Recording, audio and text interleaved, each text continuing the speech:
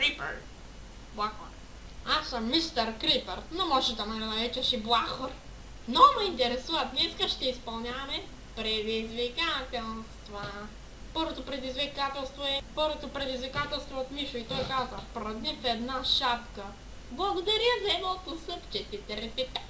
Обичам моята шапка. Добре, на 3. 1, 2, 3. Я.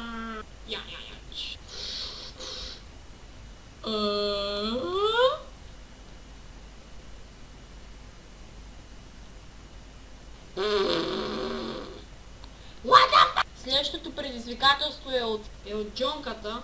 Той ми дължи 2 лева. Много ме интересува.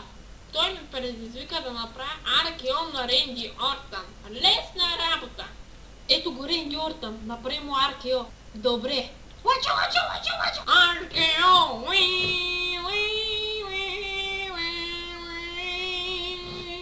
Браво на теб. Благодаря. Я чакай. Това е картон, направен като Ренди Орт, което значи, че истинския Ренди Ортън е аркео.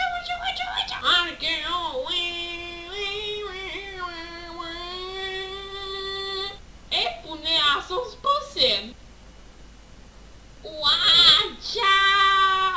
И последното предизвикателство е Блахор, мистер Крипър, който ме превъзхожда с 240 зъба. Ме предизвика да играя мазен кючек. Добре, Блахоре, отдръпни се настрани, да видиш какъв мазен кючек ще танцувам. Добре. Чаках цял живот да го направиш. Добре.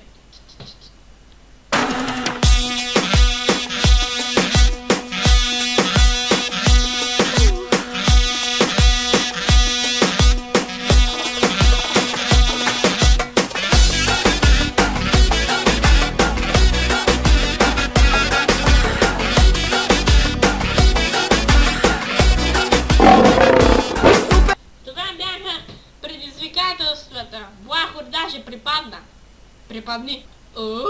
Паднах в океана. И така, надявам се видеото да ви харесало. Ако не